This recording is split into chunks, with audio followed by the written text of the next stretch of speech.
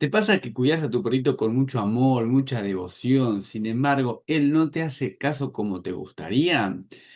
En esta situación podría estar reflejándose el vínculo que tenías con tus padres cuando eras chica.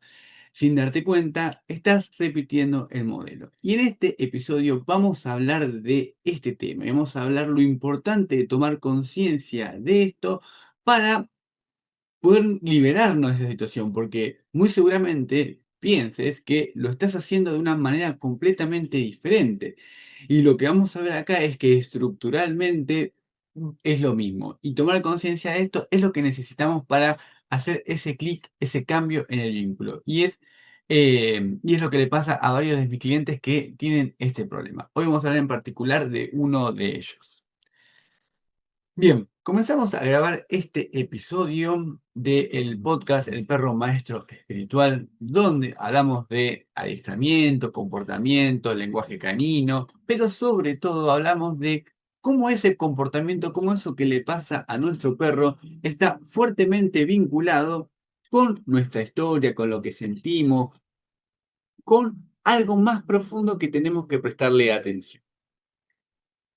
Hoy vamos a estar hablando de este tema, de cuando sobreprotegemos, cuidamos mucho a nuestros perritos y nuestro perrito no soluciona su problema de conducta, me sigue mordiendo, me sigue sin hacer caso. ¿Qué le pasaba a esta mujer con respecto a su perrito?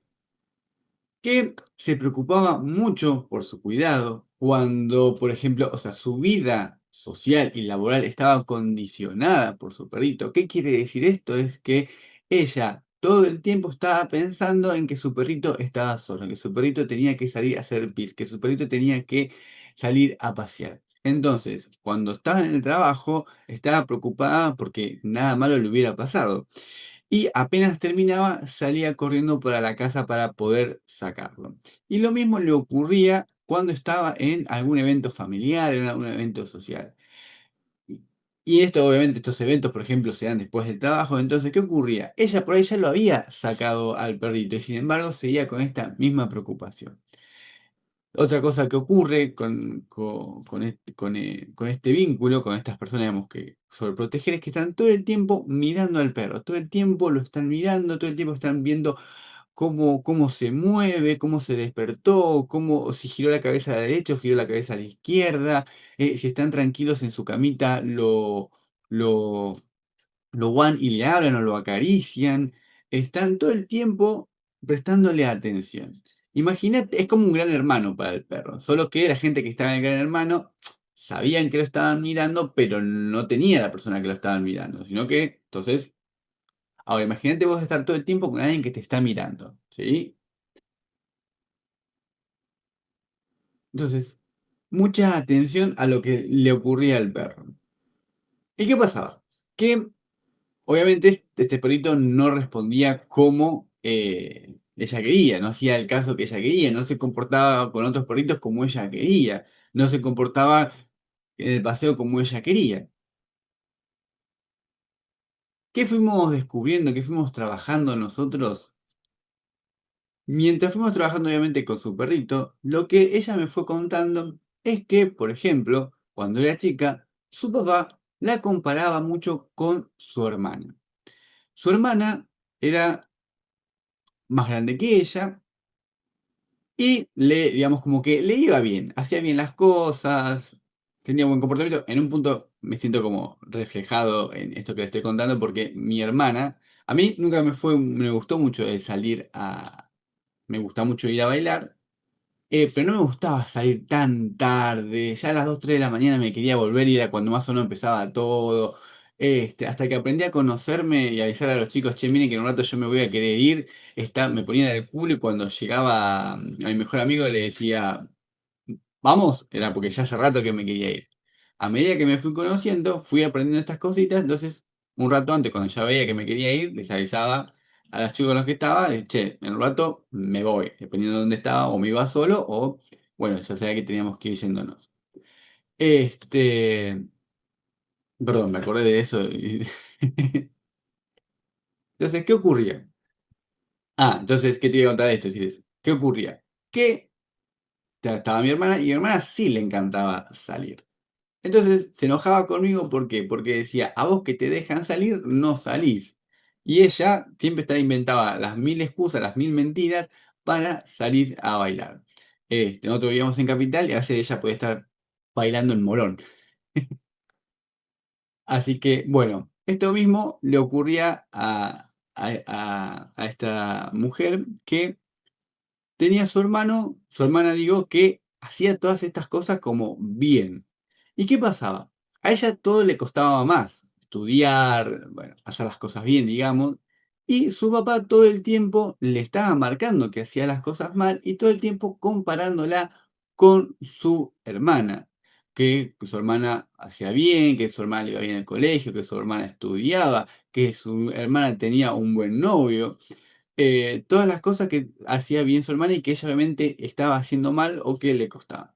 Y encima, aparte del enojo que ella me contaba en este momento, ella decía, y la verdad que yo no sé si mi hermana hacía las cosas bien porque se esforzaba o simplemente porque no le costaban. Porque yo tenía compañeros que yo sabía que no estudiaban y les iba bien igual. Y yo, sin embargo, estudiaba y me iba mal. Entonces, ahora que lo pienso, no sé si en realidad mi hermana hacía las cosas bien o no le costaban. Por ejemplo, volviendo al caso particular que te contaba, no es que yo no quería salir y me obligaban a volver antes o a que no salga. Simplemente prefería quedarme en casa. Entonces, no es que cumplía con ciertos horarios o cierta cantidad de salidas. Simplemente no me gustaba hacer lo que la mayoría de los chicos de mi edad hacían, cosa que no le pasaba a mi hermana.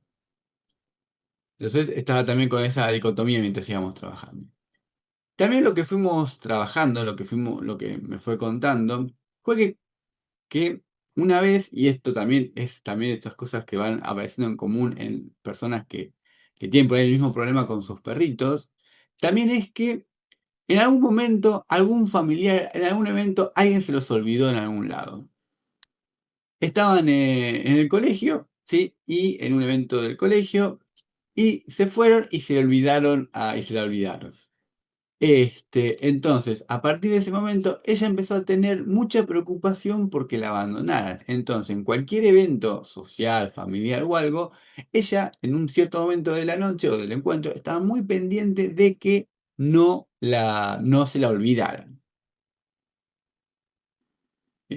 Acá, y ya pudiste ver, ya tenemos armado cómo es que nuestra historia va a repercutir en el vínculo que yo tengo con mi perro.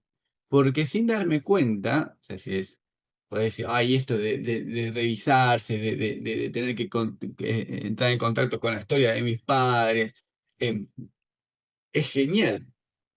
¿Por qué? Porque si yo quiero cambiar algo que está ocurriendo sin ver la fuente. Y eso es imposible, eso no va a ocurrir. Es más, vos podés utilizar otras técnicas de mejorar lo que sea, tu comunicación, tu cuerpo, tu alimentación, lo que vos quieras. Pero eso te va a llevar un esfuerzo muy grande. Esto es como los adictos. Una de las cosas que se les dicen a los adictos de cualquier adicción es que ellos, por más que estén rehabilitados, son adictos, siempre van a ser adictos. Entonces, siempre están con el riesgo de recaer. ¿Qué quiere decir esto? Es que ellos les lleva un esfuerzo muy grande poder sostenerse en eso. Entonces, ante cualquier situación de estrés, van a volver a eso que estaban haciendo. ¿Qué quiero decir con esto? Que por más que vos te esfuerces un montón, cuando eso te lleva un montón de energía, un montón de esfuerzo, y en algún momento te vas a cansar o va a pasar una situación que te va a volver a llevar al punto de partida. ¿Por qué? Porque esto ahora, hace poco se me ocurrió un ejemplo, pero es decir, esto es como vos comprarte un auto. Vos te podés comprar el auto que quieras, ¿sí? La famosa Amarok para el pito chico. El auto que vos quieras, por comodidad, por estatus, por lo que sea. Vos te estás comprando algo, ¿sí? Por ejemplo, un Amarok es una camioneta que fue diseñada para el trabajo, para hacer fuerza y se usa para otra cosa. Pero tiene una función. Un auto, una coupé, un autito chiquitito, puedo estacionar más rápido, digamos. Cada auto, entonces yo me compro esa estructura. ¿Qué necesita un auto para funcionar? Necesita nafta. Yo tengo que darle nafta al vehículo para que se pueda mover. Entonces, mi auto va a tener potencia, va a ser veloz, va a ser fácil de estacionar, va a ser cómodo, mientras tenga nafta. Cuando no la tenga, no me sirve para nada. Entonces, si yo no le pongo nafta al auto, ¿para qué lo tengo? Esto mismo ocurre con esta estructura, ¿sí?, que fuimos aprendiendo desde chicos y que tiene que ver con cualquier estructura que hayamos tenido un conflicto emocional. ¿Qué ocurre? Cuando yo me quiero defender de esa situación, ¿sí?, creo un auto, o sea, creo una estructura, ¿sí? Cómo defenderme mejor, cómo hablar mejor, cómo tal cosa, es decir, eso que uno se queda enrollado en su mente cuando tiene algún conflicto. Entonces va armando una estructura. Ahora, ¿qué pasa? Ok, ya sé que la próxima vez que pase esto voy a hacer esto o voy a entrenar esto. Esa estructura tiene que ser sostenida con algo, o sea, ese es el auto. ¿Cómo alimento esa estructura? A través de la nafta. ¿Cuál va a ser, pensá, cuál fue, qué fue lo que te motivó a generar esa estructura? Un conflicto emocional, o sea, una emoción, algo que te dolió, una emoción negativa que apareció en vos a través de cierto suceso y que como vos no querés sentirte así, empezaste a comportarte o a tratar de mejorar eso para que no te vuelva a pasar. Y acá tenemos el combo explosivo ya armado. ¿Por qué? Porque esa estructura para funcionar, para defenderte, ¿qué pasa, gorda? Para defenderte necesita de combustible. ¿Cuál es el combustible? Es esa emoción. O sea, si vos te sentiste triste, dolido, la emoción esa negativa que vos no querés sentir, en realidad es la emoción que está alimentando ese circuito. Te está dando combustible a ese auto para que se mueva. Por lo tanto, tarde o temprano tiene que ocurrir esa situación para que vuelva a activar esa emoción y vos darle atención, sí, darle una justificación a tener ese auto. Entonces, por eso es importante revisar eso que yo quiero cambiar, porque si no, tarde o temprano voy a caer una y otra vez en esa situación. O sea, por lo menos por una cuestión de inteligencia, de ahorro, de otros sufrimientos, bueno, lo atiendo ahora, digamos, como, bueno, le presto atención ahora. Bien, entonces, ¿qué le pasaba a esta mujer con su perrito? Que ella quería que su perrito se comportara de una determinada manera. O sea, para ella, un perro debía comportarse de una cierta manera. Un perro debía obedecer de una cierta manera. Un perro debía llevarse con los otros perros de una determinada manera. Y ahí es donde ocurre esta magia. Ya se dieron cuenta, ¿no? ¿Qué estaba haciendo ella? Ella estaba haciendo lo mismo que hacía su padre con ella.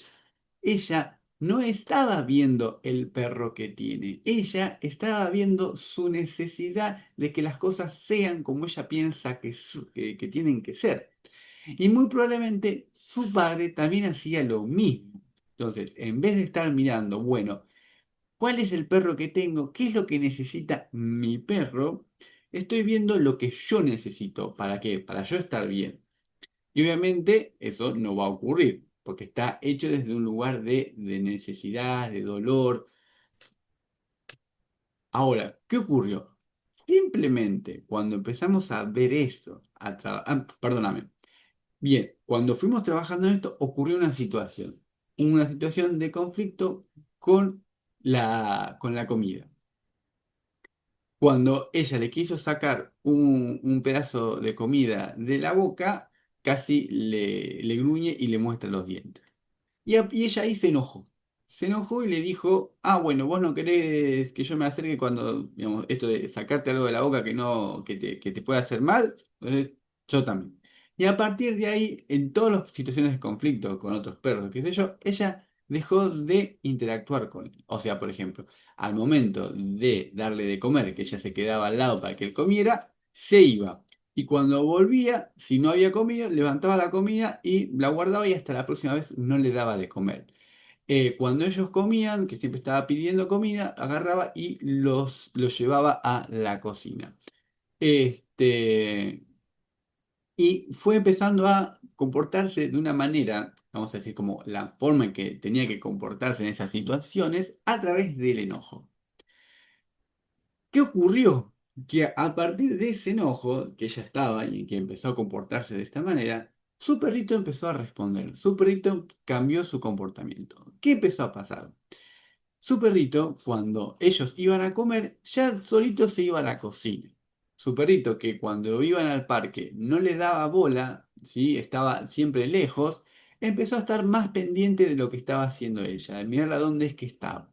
Su perrito, de estar todo el tiempo olfateando, haciendo otra cosa, empezó a tener momentos donde se acercaba a ella y se quedaba sentado junto a ella en el parque. Empezó a hacerle más caso cuando lo llamaba.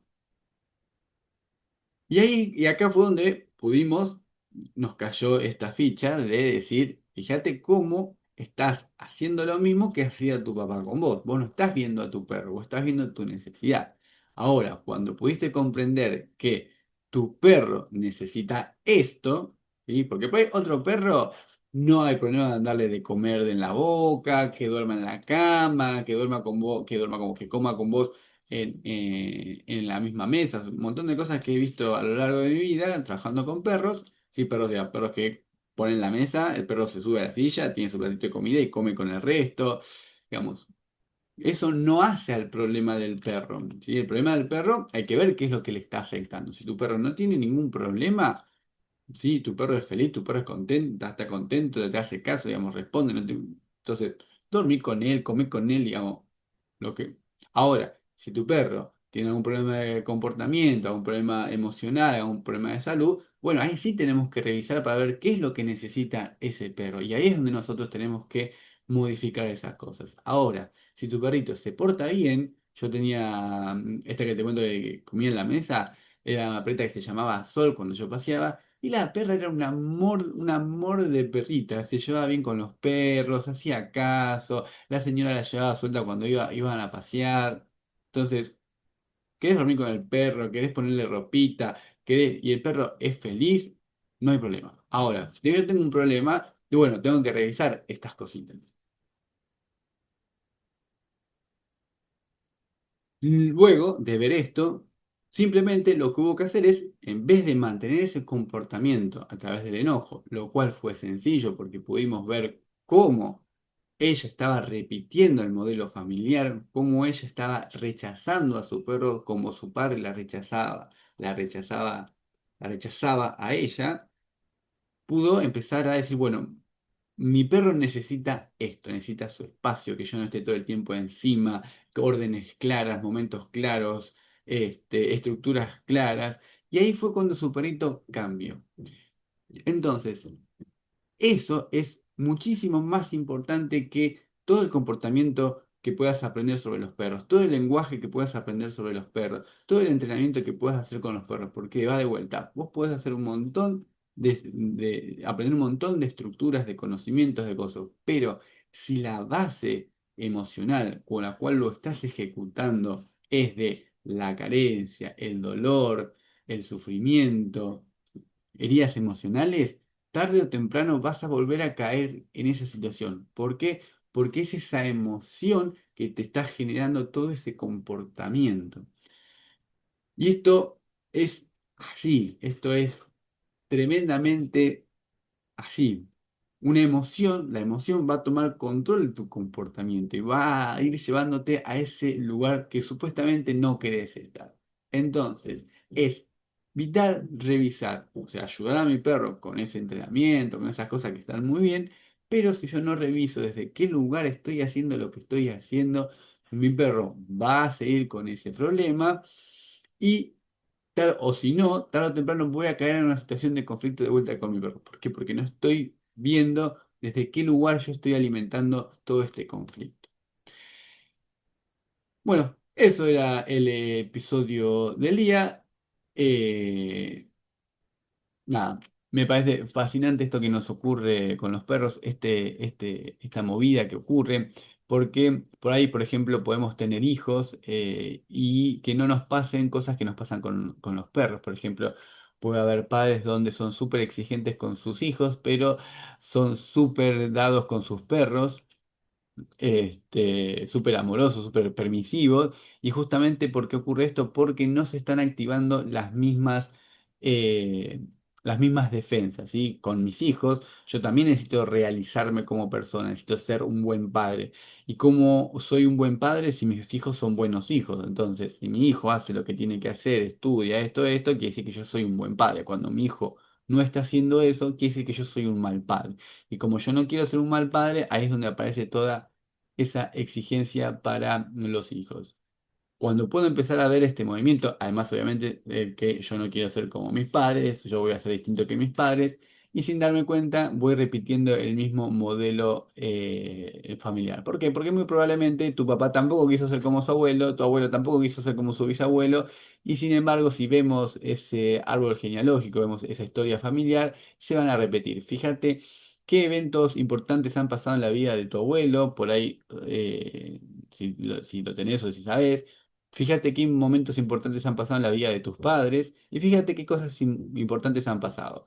Por ejemplo, mudarte, cambiar de pareja, separaciones, despidos, abandonos. Revisa esas historias y vas a ver que hay cositas que se van a repetir. Mismos momentos donde has tenido hijos, mismos momentos donde te has peleado con la familia, situaciones de conflicto que han aparecido en la familia y por eso se habla. Bueno, esas cosas están ahí, forman parte de nuestra matriz. Y es importantísimo poder verlas si yo quiero cambiar lo que está ocurriendo con mi perro. Si llegaste hasta acá en este episodio y te sirvió de algo, te pido por favor que le des una excelente calificación, que comentes si algo de esto te está pasando y nos vemos la próxima.